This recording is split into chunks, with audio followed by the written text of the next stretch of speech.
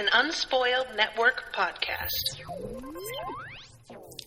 This is Spoil Me, covering The Magicians, Season 2, Episode 1, Night of Crowns.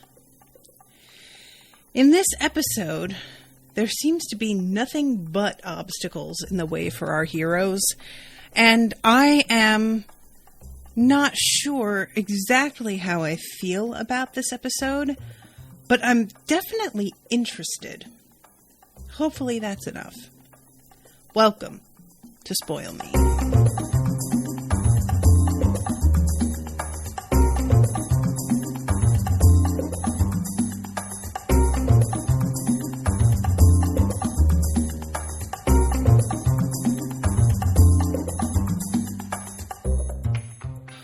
Welcome to the show, everybody. I am Natasha. Thank you very much to Jessie for commissioning this episode. I am really going into this season with some trepidation, as you know, because most of my coverage of the finale of the previous season was just me yelling about things. So far, I don't really know how I feel about the show's dealing with what the characters have gone through.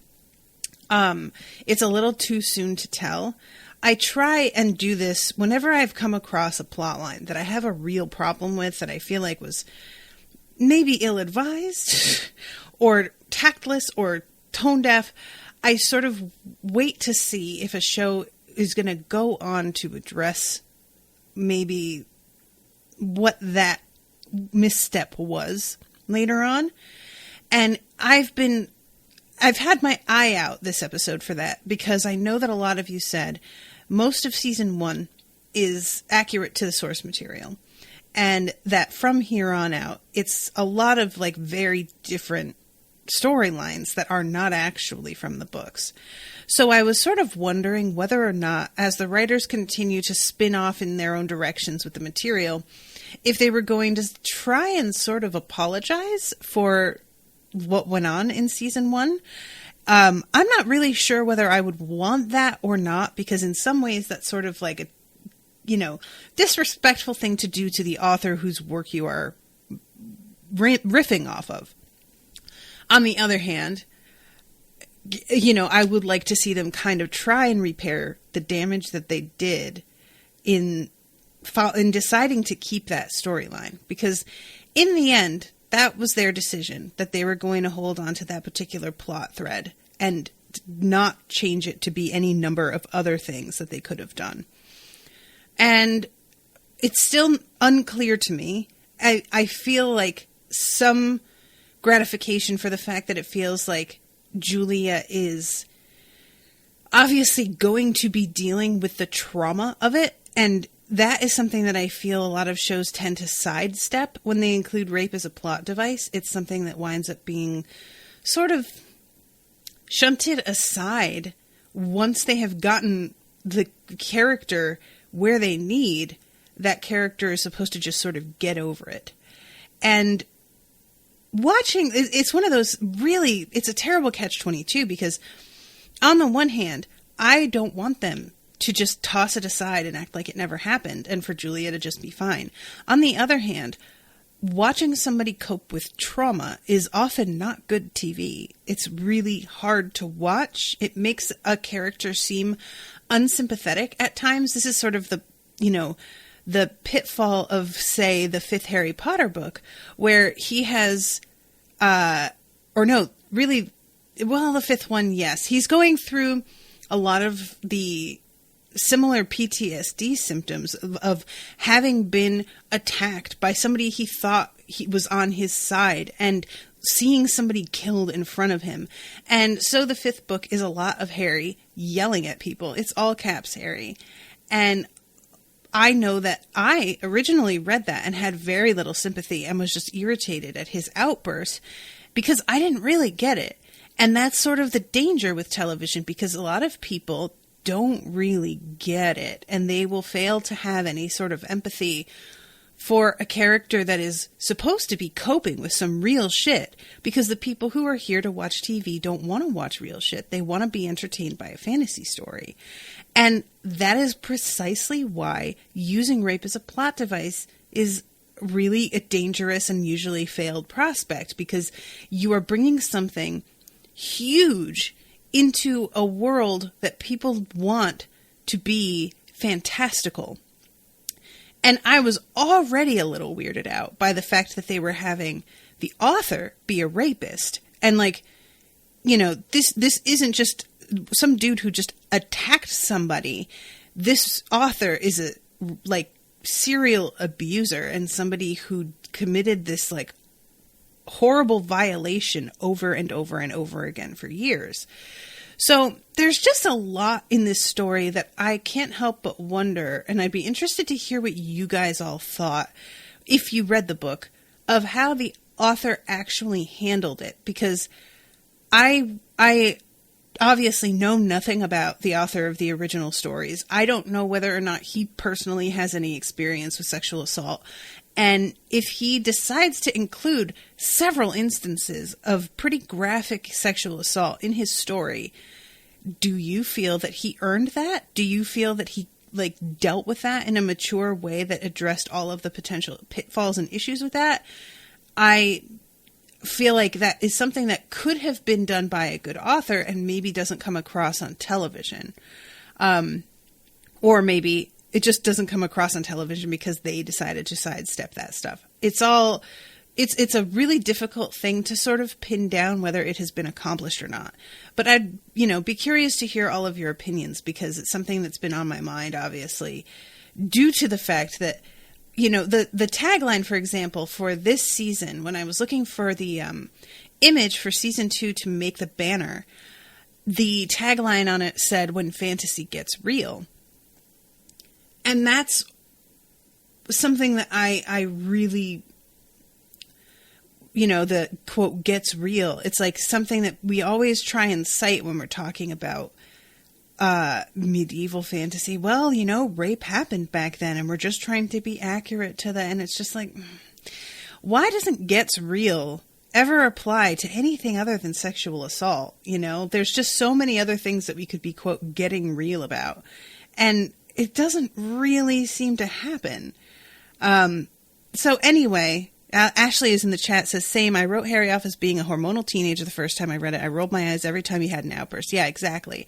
It wasn't until the reread, where I was really careful about going through things with Rashawn, that I started to be like, oh my God, he went through like one of the worst things I could think of. And I just totally didn't get it at all, So I'm just kind of on alert, seeing how that works out. All right, so let's get back to this story, because there is a lot happening in this episode. First of all, the episode starts looking very much like the start of Twilight, because it's like a very blue-green filter over an extremely green forest. It's dusk. There's a lot of fog. This just looks like it was filmed in the Pacific Northwest, and it probably was, And Quentin is sprinting, trying to find some help. And he decides that he is going to accept help from a strange woman in a candy house. Well, she says it's made of wood. And that help is going to cost him a vial of blood. Now, listen, you guys. I get it that he's desperate. I do. But this woman is an unknown quantity. He doesn't know if she can do what he needs. He has not made any sort of deal. Like, let's contrast the way that Quentin handles this with the way that Julia handles the beast later. Julia sits down and writes a fucking contract out. Which, you know what? Thumbs up. That's the way you handle people like this. Do I think the contract should have included more stipulations? Yes, I do. But I am also paranoid and somebody who is constantly thinking of everything that could go wrong because I have anxiety. And to a point, you have to just find a place where you're comfortable and move forward, because you could just sit there all day writing little addendums to your contract. Quentin does not do this, and he hands over a vial of his blood to a stranger, which, if you have read literally any fantasy, a vial of blood is pretty much unstoppable in terms of being magical ammunition for somebody to take vengeance on you or hand over vengeance to someone else. This is a hugely bad idea. Like, there are those of you who may remember that I had been covering the Iron Druid books, and there is a whole section in that where he goes to visit a witch and finds out that she has a safety precaution in place that surreptitiously sucks a bit of, like, hair or skin follicles off of the people standing at her front door and puts them into a vial labeled with their name. So in the event that she needs to defend herself from whomever might be at the door, she has a way to specifically target them with magic and literally drop them where they stand, wherever that may be, unless they have the kind of, amulet that takes 100 years to make that he has. So this deal that he makes, where he doesn't even know the kind of help that he's going to be receiving from her, and is in exchange willing to essentially let her point a loaded gun at him for the rest of his life, is such a bonkers bad idea. And it was hard to watch because she's like, give me some gold. Oh, well then you get the discount. I'll take a vial of your blood. Bitch, that's no discount and you know it. And apparently Quentin is too stupid to realize that. Or else he just feels like, well, I have no choice. But he doesn't, there is no question about, well, what can you do for them? There is no explanation of the beast did this and helped, and cut somebody's hands off and apparently, slit their throats or cut a couple of them up. Can you actually do anything for that? I don't really know what the trade-off he thought he was going to get was. But in the end, he finds out that his friends are fine because we've got a bit of a deus ex machina, and that machina is Alice, who is God-powered. And she basically comes back to life and can bring her friends back to life. Now, it's weird because she can bring people back, but she can't fix Penny's hands. Which is, if y'all, want to chime in on how you feel about this, I think is kind of nonsense. I'm alright with it simply for the sake of the weird side plot that Penny goes on, which is kind of amusing in its way. But it does seem strange to me that, just healing hands onto stumps, which is something that we could do with our own regular medicine today, given enough time, is somehow beyond her. But literally bringing people back from the dead is totes fine. That doesn't really wash with me. That's nonsense, but whatever. So at this point, Quentin tries to tell this woman, well, my friends are fine, so I actually don't need your help. I'll take my blood back. Excuse me, friend. That's not how this works. That's not how any of this works. I love her reaction because she just looks at him and is basically like, fuck you, pay me. I would compare what he tries to do here to calling an Uber, getting to the restaurant, and then finding out that your date can't make it and trying to tell the Uber driver that you're not going to pay him because you didn't actually need to be here anyway. This is, you paid her for her time and help, and because you don't need it in the end doesn't mean that she wasn't out here trying to help you. She used up, as she puts it, an hour of her time coming back through the forest with him. So this bitch walks away not having actually done anything for him, and with a vial of his fucking blood, which that is going to come back, and I feel like it's going to be really ugly, and I am not excited about it.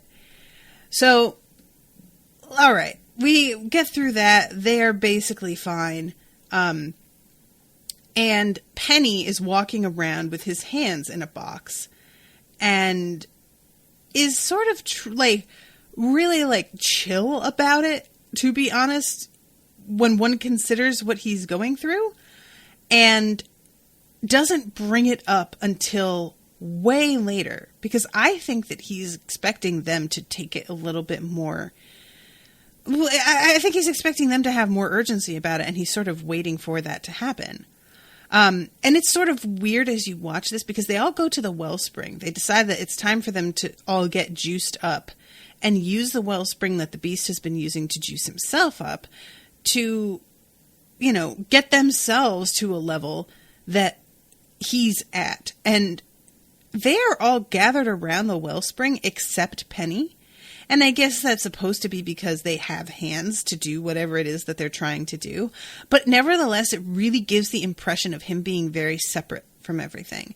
And that's totally what winds up happening later as well. Even when he gets his hands back, when they decide to do the crowning ceremony, it's not even a question that Penny is going to be one of the kings. Like, it's not even put on the table. And I don't even mean that, like, Penny doesn't consider it either. You know, Penny doesn't voice like, hey, well, what about me?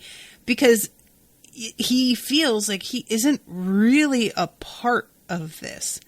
So I wonder if that's part of why the show felt like they should have it be that Alice couldn't heal his hands, because they needed to give him some reason to be away from the group and be coping with something totally separate from the group.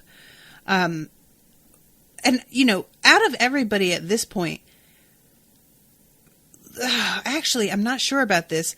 Guys, did Elliot read the Fillory books? We know Margot did. Alice winds up doing it because she's, like, you know, dating Quentin and feels like she should. Quentin obviously has read them a million times. Julia has read them. Has Elliot? I don't think he has, but you can correct me if I'm wrong.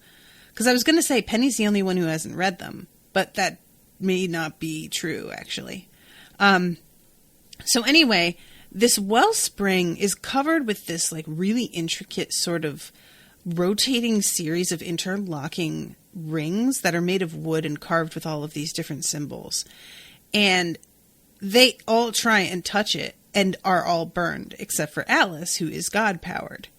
And she sees that there's a piece missing in the middle and picks it up and drops it in, and everything begins to immediately shift around.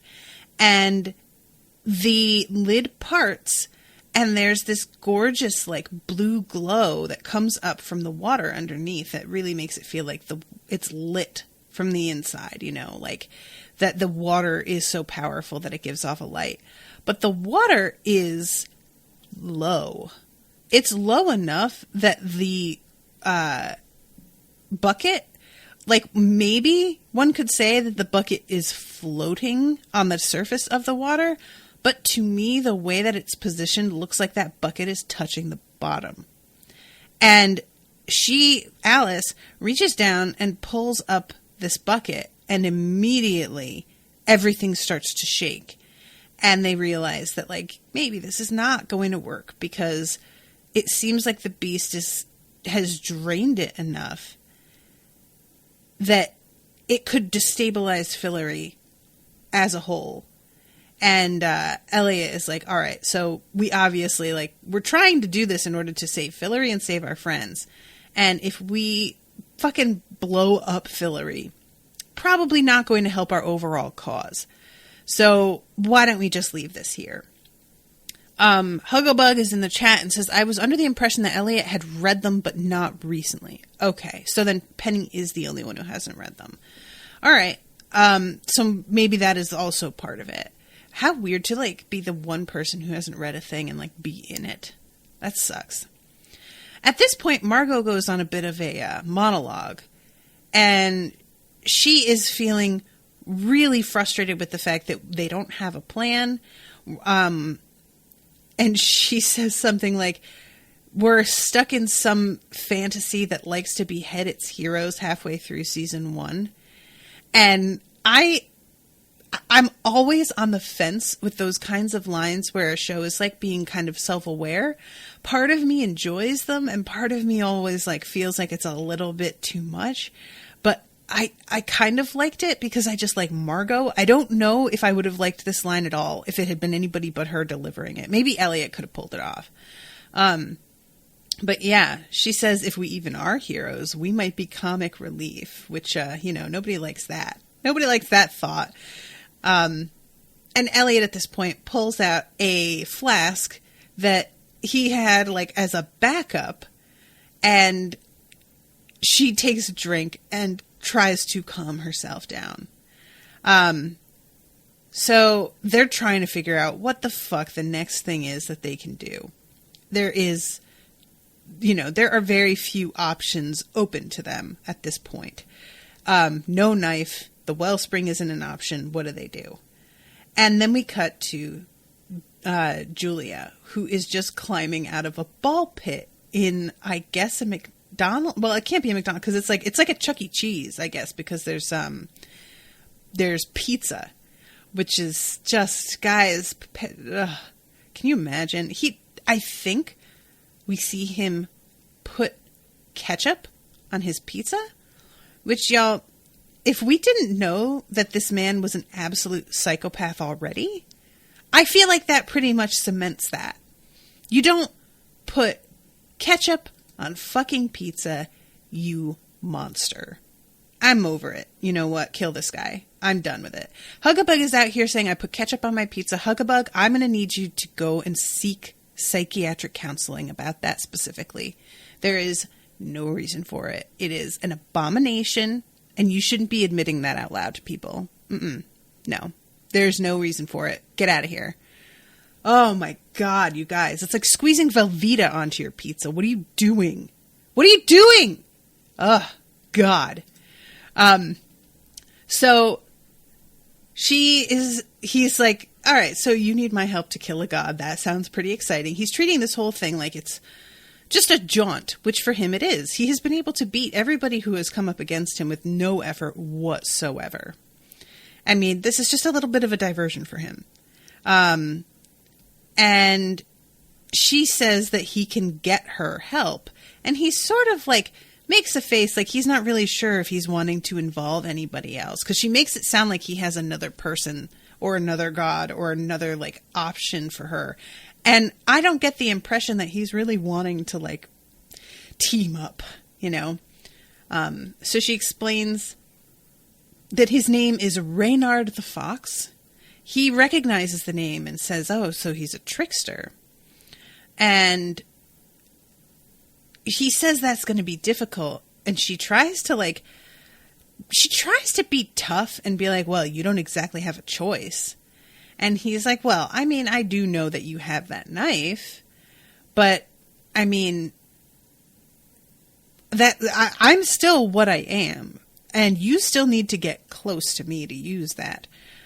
It's sort of, he's, I think, making it pretty clear that, like, Huggabug says, I don't like ranch, which is what everyone else in my family does. Listen, people who dunk their pizza in ranch are also psychopaths. So I guess your whole family just needs to get help, because the only time that I've ever liked pizza dunked in anything, I had like a specific type, and somebody said dunk it in the blue cheese. And it was like a pizza that had like kind of a Philly cheesesteak on top, and with the blue cheese and the steak and the onions. That was pretty good. But even that, I don't think I'd share it, you know? Like, I don't think I'd be like, anybody have blue cheese if I'm going to like, I'd just be like, if somebody has it and they're already doing it, I'll be like, all right, yeah, let me get in on that. But pizza doesn't need any, like, if you feel the need to put something else on your pizza, you're not having good pizza. But anyway, what they're eating is clearly not good pizza, so I guess that's fine. So he says, I need to insist that the terms of our agreement include said blade reverting to me at the moment of Reynard's demise. And he asks if she agrees, and she says, almost. First, for the duration of our agreement, you do not hurt or act against me in any way. And he says, fine. And as she's saying this, he is not looking at her. He is watching the kids in the, what do you call it? The play place, the like jungle gym sort of thing, playing around. And later on, he asks her to drop him off at the playground so that he can continue to watch the kids, and says something like, it's perfectly innocent. And this is one of those awful things about abuse, is that it perpetuates itself. There is, obviously, it's not something that's like always happens. There are plenty of people who have been abused and grow up, have their own kids, and are fiercely protective and ensure that this will never happen to anyone again. But there are then people like this who are deeply fucked up by it and do not get any sort of help with coping with it, and go on to inflict that same harm on someone else, almost in the hope of, like, I believe, getting it out of their own system. That's sort of why we tend to perpetuate behaviors that hurt us, is we're trying to, like, make ourselves feel better and purge something from ourselves. And it's really, like, this is why people talk about therapy and, you know, talking through what you went through and actually facing it. Because you can easily, if you are not particularly self-aware, if you do not have a lot of empathy in certain areas of your life, you can wind up doing to other people precisely the thing that hurt you so badly and ruining their lives also. And there is that was what I was going to say. Hugabug says, I choose to look at it like he just wants to try and feel that sense of innocence that he lost. That's what I would like to believe. I want to think that. But there is something about this attitude that can warp itself. And it starts out that way. And, you know, to take a really horrible pop culture example, this is kind of how I felt about Michael Jackson. Michael Jackson never had a chance to be a fucking child. He was put on display and abused by a psychotic father and grew into a man who was oddly childlike, as if he was trying to just get back something that he had never gotten to have, and then extended that into the world, attracting other young kids, I think initially because being around them gave him a sense of that childish quality and that time of, you know, childhood that he was looking for. But then there is still that adult part of him that he could not hold back, and that, like, that sort of mutated and became something really abusive. And, you know, I'm not trying to sit here and, like, armchair diagnose, but that's just a really huge case that I think we all know well. So that's why I'm using it as an example. So when he's watching these kids, it could be perfectly innocent. It could be him trying to enjoy the fact that he can pretend, even though he doesn't know for sure, that all of these kids are living the childhood that he wished he had gotten to have, where they are living with their parents, they are being cared for by people who love them, not being abused, whatever. But there is a flicker of something in his eyes that makes me feel like it's not entirely harmless. And I really don't like the reaction that Julia has when he asks her to drop him off at the playground is exactly the one that I would have, of just like, oh God, you know, you want to think that it's one thing, but it could so easily not be. And this is a person who ripped people's eyeballs out and put them on a table and drew a smiley face under them. This is not a person with good judgment. This is not a person who seems to give a shit about human life at all. There's really no reason to give him the benefit of the doubt about anything here. So anyway, this conversation, you know, she says, you lay a finger on any of my friends, and this will put this in the base of your skull, and points to the knife. And he seems very amused by this and says that she isn't what he expected. But then she agrees, once Reynard is dead, I put the knife down. yours to take. But the thing is that she doesn't actually make it like what I would have done had I been in Julia's place. I appreciate that she's like setting some rules down, again, in a way that Quentin did not do. But I really wish that she had given herself some sort of, what's the word I want? A window within which he was not allowed to go and hurt her friends after he had the knife either. Like, give us some time to fucking get away from you. And if you are able to pursue us, then so be it. But, you know, she's saying that he can't hurt her or her friends for the duration of the agreement, and then she's going to put the knife down, and she's just sort of hoping that he's not going to have a reason to pick it up and immediately kill her or her friends. And I don't see why she's hoping that. There's no reason. I mean, it seems pretty clear to me that from the start of season 1, he has been seemingly after Quentin. That was the person that he walked up to in that first episode and, like, put his hands on his face and seemed to be targeting specifically. So I don't really understand her not making any sort of provision to at least offset what's going on after he gets it. I don't know. So I guess we'll see, but it just felt like a only half completed agreement. So we go back to the other crew, and they come back to Elliot's wife's place. And I love this moment where he's like kind of Quentin by he. They're all really angry at Julia, understandably. But they're blaming her for what happened. And the thing is, I don't think Quentin has explained to them what Julia went through. And I'm not even just talking about the rape. I'm talking about letting a trickster god onto, apparently, the physical plane in their world.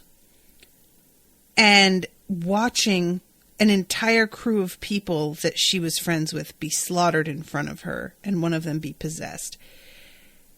I take a little issue with the fact that Quentin is letting it stand with this group of people as if Julia just decided that she had her own shit and needed the beast to help her.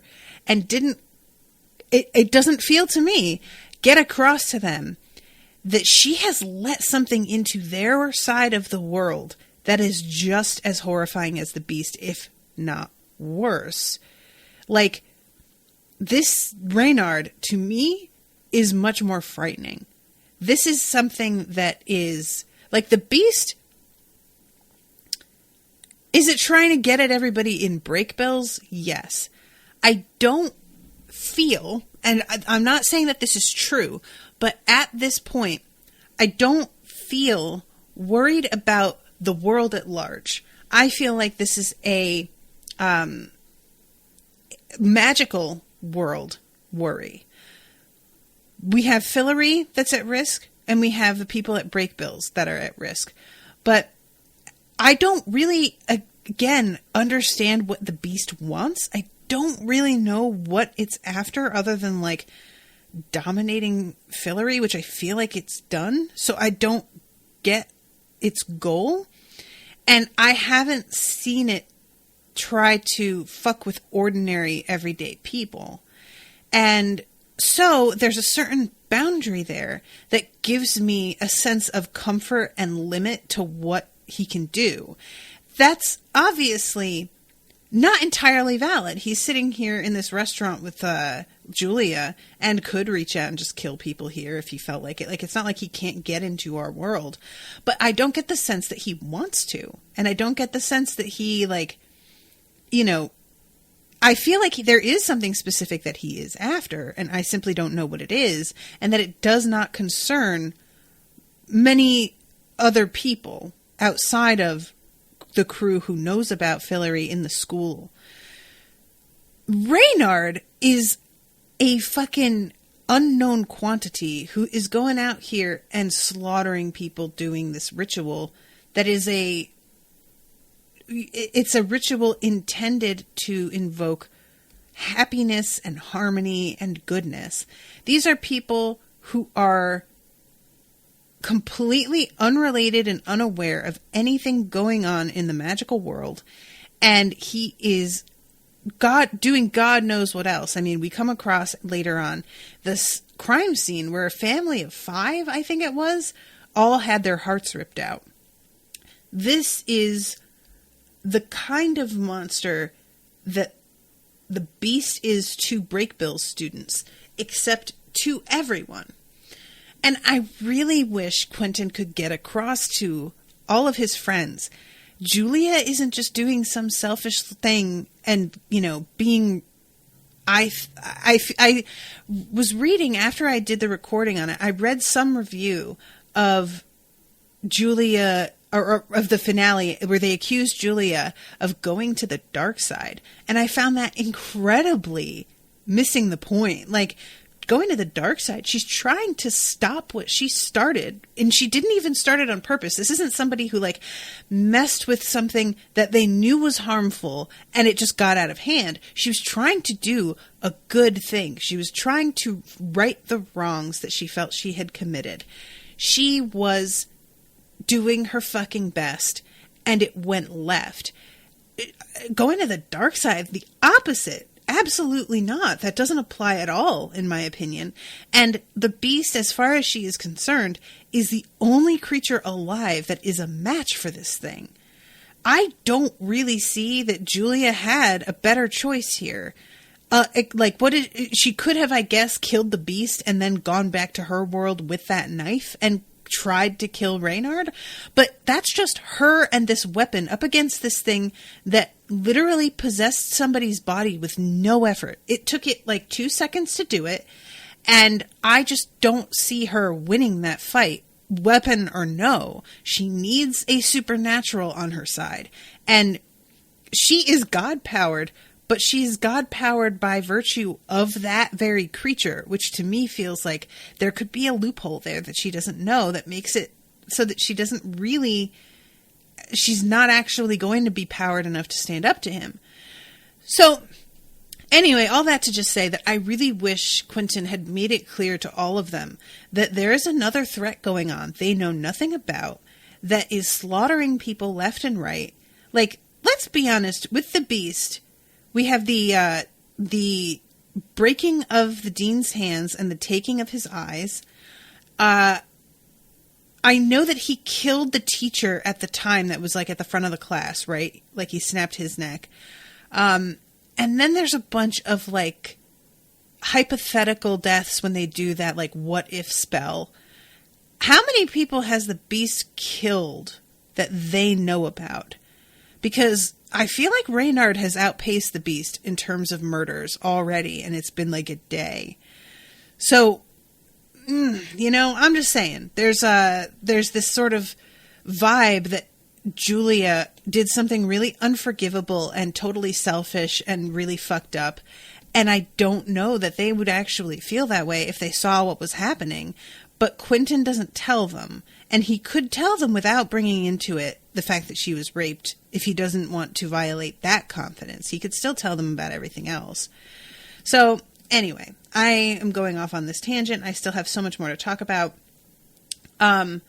So finally, Penny is just getting irritated with the fact that we're all standing around just, with our thumbs up our asses, and he literally is carrying his hands around in a box, and he needs to get this fucking fixed.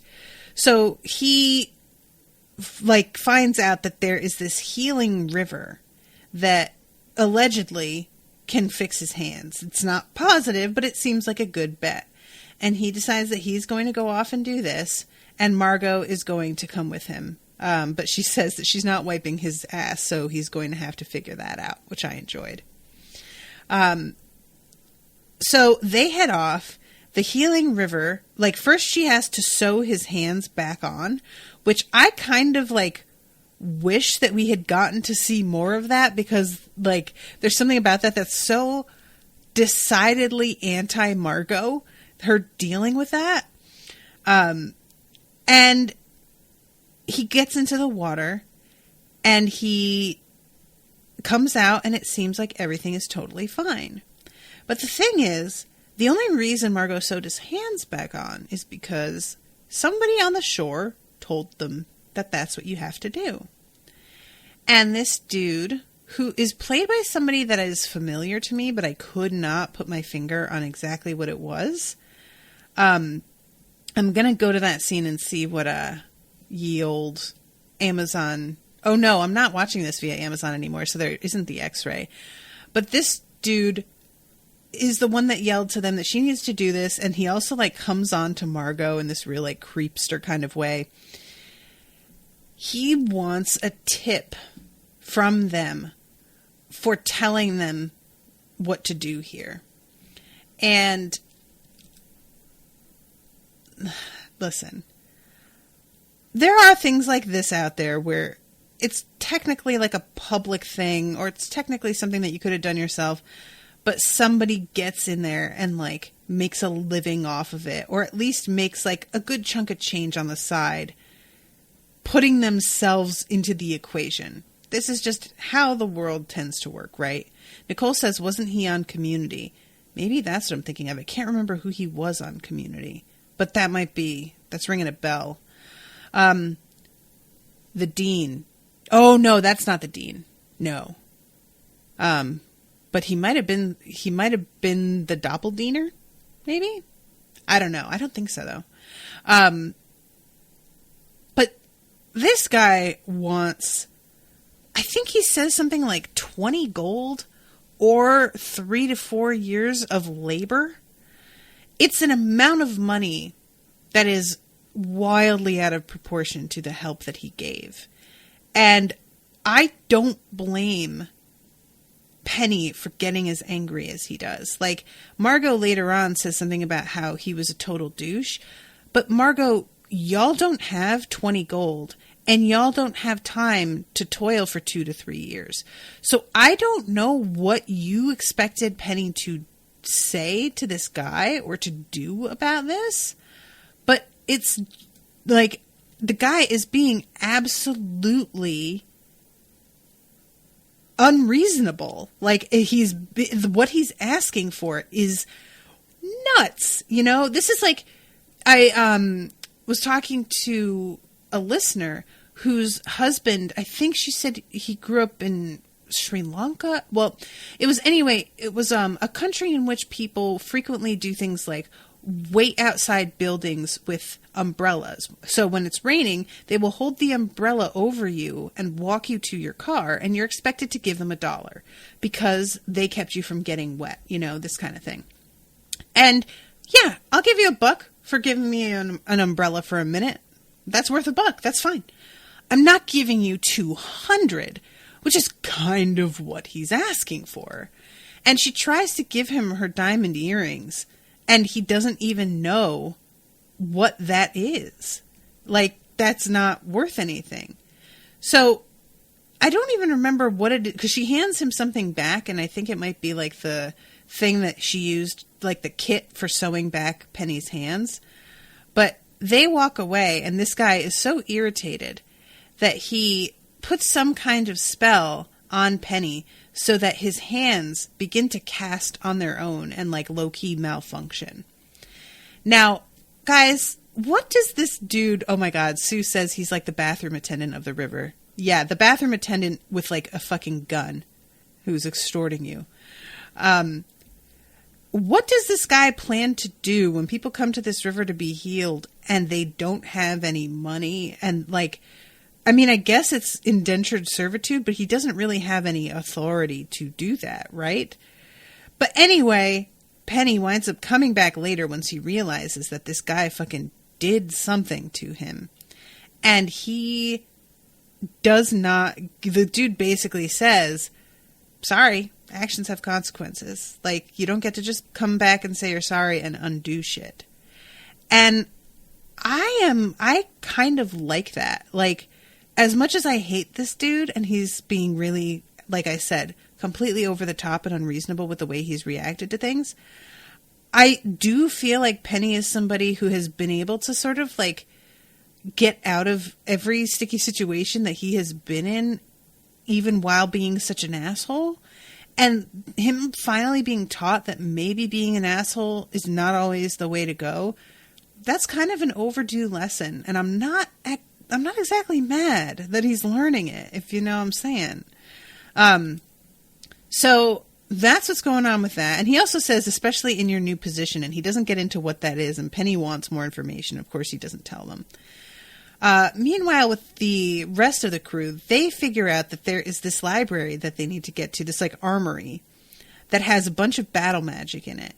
And that they can get there by getting onto this carriage. But the carriage doesn't recognize that Elliot is High King because he doesn't have a crown. So they need to find a place where they can get the crowns and have a coronation. And it's sort of precious, to be honest. Like, they get there, they have to cross this, like, amazing bridge covered, like, with rainbows of flower garlands all over it. And the dude who is watching over everything has actually died, and they have to bring him back to life. Like, they managed to do it sort of by accident. Just by showing up, he simply like wakes up and he really just looks like a corpse. And he is very reminiscent of the dude in the room with all of the grails in Last Crusade. And he stands up and is like, so, I'm the Knight of Crowns, and my apologies because I seem to have died waiting for you to show up. He looks amazing, honestly. The makeup here is so good. He says, you are aspirants, and Elliot comes forward and says that he is the High King.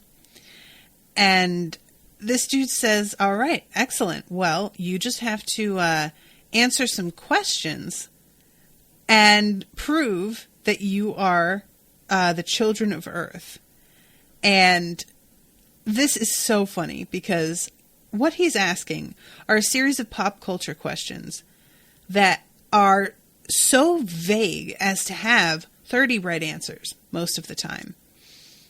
And he does, like, if you don't get the exact question correct, then you don't, like, it doesn't matter whether it's technically right. It needs to be correct, like their specific thing that they thought of. What popular American television program stars actor Tim Daly? And Alice pipes up, he was in a lot of TV shows. And he says there is only one correct answer. This hit single is performed by offspring of famous entertainers. Like, there is there, you know, you will receive a single hint. Your hint is Beach Boys. And both Margot and Alice say Hold On by Wilson Phillips. Which is, I really like that moment of the two of them both knowing that. In the end, what Elliot winds up doing is reciting the entire Patrick Swayze monologue from Dirty Dancing, which is something that, guys, I have to be honest here. I've never watched Dirty Dancing. I've seen like all of it in parts, but I never just sat down and watched it. And the parts that I watched, I didn't really love, so I've never decided to actually watch it because it felt really tedious to me. But this proves to be enough to cement that he is the king, and it is really hilarious and just one of those weird moments in this show that is, I just really enjoyed this. This was a funny, weird bit. So Elliot's about to just put his crown on, and Quentin is just like, dude, we have to do some kind of ceremony. Come on. This is only going to happen once. We're becoming kings and queens. Again, Penny is just sitting off to the side, not included in this at all. But he crowns Elliot as King Elliot the Spectacular. Margot is crowned High Queen Margot the Destroyer, which is a pretty good one. Alice is Queen Alice the Wise, which is real boring. I feel like they could have done better. And Quentin is the moderately socially maladjusted. which is pretty fun also. Margot also apologizes to him for treating him like a joke most of the time. And Elliot apologizes to Alice for betraying her by fucking her boyfriend, which, you know, I really kept forgetting about that, but I'm glad he apologized. Alice, for her part, later on, Quentin and her have a talk. She tells him, I would like to be friends. I'm kind of mad at you for making it so that we can't be friends anymore. And as somebody who put my ex-husband in a position where he did not feel like we could be friends anymore, even though we were pretty much best friends, I felt that. I'm not happy with myself or proud of myself for the way that I handled things or ended things, because we had always promised that even if something happened and we wound up splitting up, that we would still be friends. And that has not happened. And that's really pretty much entirely on me. And she tells him for sure that she is not going to be getting back together with him, but she is so excited after doing this spell that makes an entire fucking tree sprout out of a seed that they pretty much just stand there and make out for a minute anyway. And I really enjoyed that she's we're not getting back together, but keeps kissing him, because as much as it is kind of messed up to kind of fuck with somebody's emotions in that way, making out with your ex right after having split up, but telling them that you're not going to get back together. If she's being as honest as she can be, while also kind of using him, but he seems fine with it. So I don't know. It's a weird moment, but I actually kind of liked it. I'm just really growing to like Alice, pretty much, is what's going on here. So back to Julia.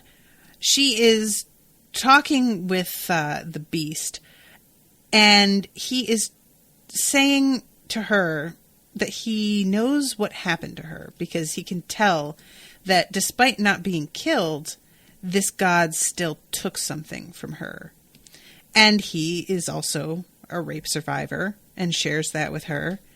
And he tells her that there is something inside of her called a shade that is making her feel like she is going to burn to death from the pain of what she went through, and that he can remove it from her if she wants. And also, removing it would lead to her being freed from basically her own humanity, which would allow her to become much more powerful. Essentially, what the Beast is telling her is you can just, become hugely powerful by cutting off your emotions. And obviously, that's about what he's done. And I am going to put forth a theory here that the way to defeat this beast is finding his shade and putting that shit back. Because it seems like he got rid of his, and that has led to him being this fucking psychopath. And I can't help but wonder if... Can we put that shade back and then send the beast to therapy? And, maybe talk it through? Get him to see the error of his ways? But anyway, he pulls it out of her for a moment, but she tells him she wants it back. She says, I need it. And he puts it back, but he's not exactly respectful of her choice. He's kind of like, yeah, all right, I guess, but you're making a mistake here. And later on, they go to that house where that family was murdered. And it's pretty awful. The whole crime scene is just about as brutal as it gets. And nobody knows how this could have happened. There's, I've been watching the Dresden Files TV show, which is not good, but it is what it is. And there's a part where some people get their hearts ripped out. And the theory that the police are working with, because of how it looks, is that somebody cut them open, stuffed firecrackers into their chest, removed their hearts and then lit the firecrackers on fire. Like, because there's just no explaining what the fuck happened. So I would really love to know what their running theory is about who did this and why. But so far, all we've got is that these two know who's doing it, and that Reynard is being attracted by people continuing to call out to Our Lady Underground and do rituals to draw her to them, and they're getting Reynard instead. So let's see. We go to the castle where Elliot is greeted as king and is allowed into the armory, and it turns out that pretty much the entire armory has been cleaned out, and there is not any of the information that they were hoping for. There are all these marks on the wall where things like used to hang, but they're not there anymore. It's just, it's not the shit that they were hoping for. And eventually Alice says a workbook of serious spells. Here's something that could be battle magic. She says it looks like it, but the spells aren't actually here. And they think that there might be a way to sort of like, what's the word I want? Track down, because they ask who wrote it. And she says, oh my God, I know where we need to go. And she holds it up. And I have to admit, guys, she holds it up and there is a name written on the front. And I was just like, what is that? But apparently it's a Breakbill's workbook. But I don't know if it's supposed to be the Breakbill's what's the word I want? Crest? But I don't recognize the Breakbill's crest, I guess. It didn't make an impression on me. It's not, like Hogwarts is really distinctive. We have the 4 houses. But when she held that up, I was just like, what? Because there's somebody's name and that's handwritten. So I thought that she was holding it up to see the handwritten name, and the camera doesn't zoom in on it or anything. So I got really confused until Quentin says, oh my God, it's Breakbill's. And they realize that they're going to have to go back to Breakbill's somehow and get this stuff, because maybe Breakbill's came in here and took a bunch of shit. Who knows? They don't really have a good answer for what went on here. Quentin and Elliot have a little bit of a sort of heart-to-heart where Elliot is confessing that, he's a little bit flipped out by his decision to stay here, that he doesn't know really how to rule. He isn't prepared for everything that's going on, in terms of other enemies besides the beast that they have. The beast is just one of a few. That there are a lot of things that he's used to, such as champagne, that they don't even have here or know what it is. And he's also concerned that because time runs differently here, that something could go on if they are allowed to leave, but he isn't.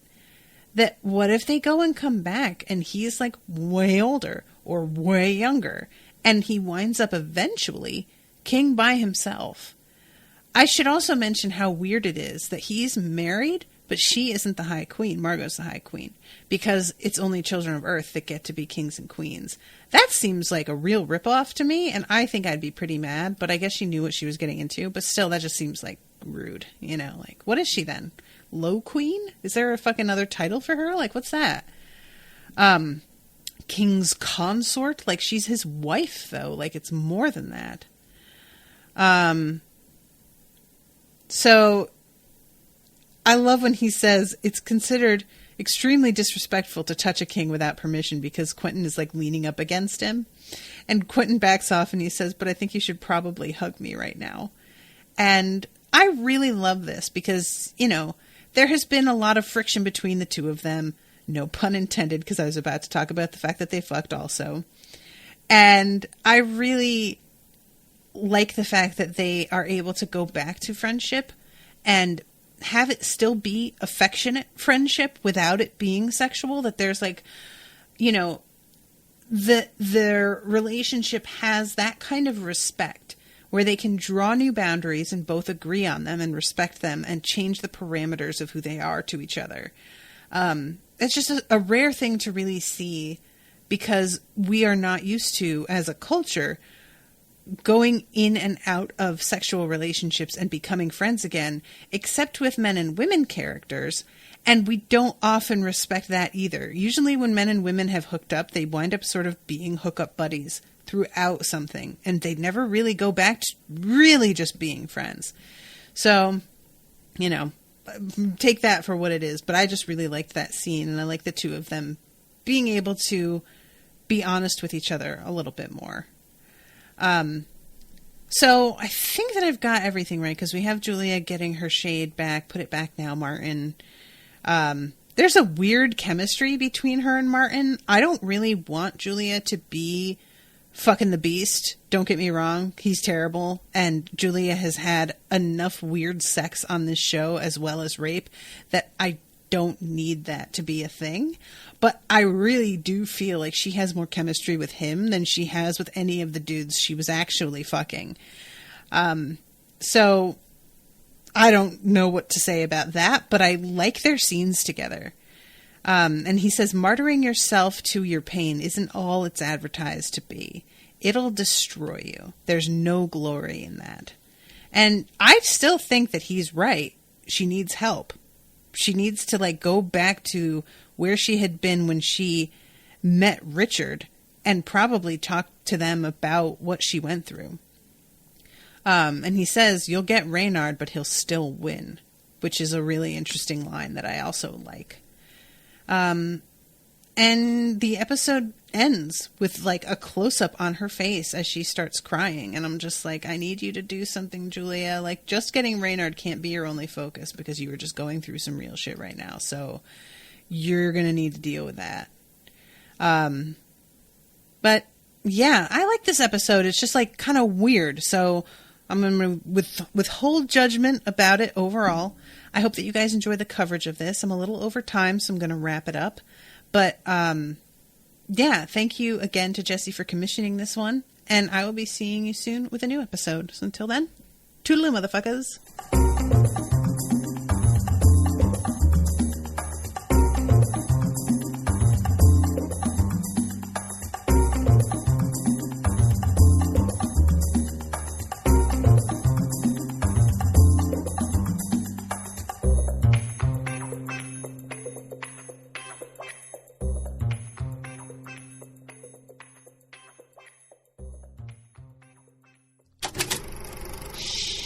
That was an Unspoiled Network podcast.